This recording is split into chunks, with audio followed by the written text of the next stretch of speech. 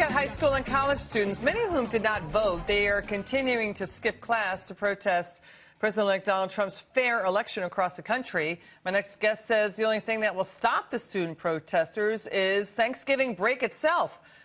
Of course, that's true. But what if they bring the protest to the Thanksgiving dinner table? He's the author of Your Kids Are Your Own Fault. He's Larry Winget. He's got some advice on how to deal with your student protesters over the Thanksgiving break. Always good to have you, Larry. So they're coming home for Thanksgiving. What do you think parents should do?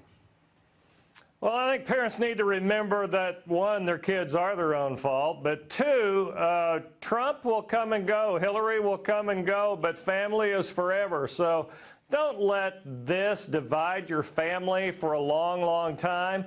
The way you do that is to try to model the behavior that we need to see a whole lot more of in our country, which is teaching our children how to be disagreeable but still be respectful.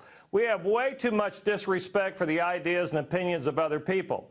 And we also need to teach our kids that there is a process to all grieving. It starts with shock, goes to disbelief, and then we move to anger, and at some point you have to have acceptance. We need to remind these kids that, you know, their mama didn't die, their dog didn't even die. It was an election. Get over it. Learn to accept it. If you don't like the results, then do something about it next time when you do vote. You do positive things to help the country, right? So, but you've also said that parents must hold themselves accountable. What do you mean?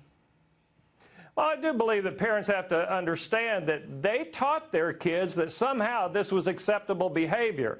And they probably, as parents, didn't impose consequences when they saw behavior they didn't approve of.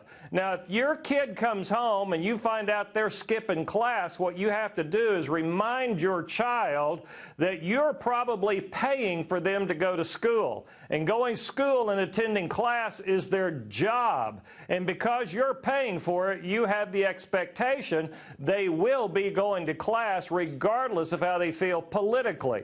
We have to understand we don't always get our way, and we don't get to not show up for work just because we don't get our way. You got to teach your kids that there will be a consequence if they treat going to class like they get to skip it just because they didn't get their way.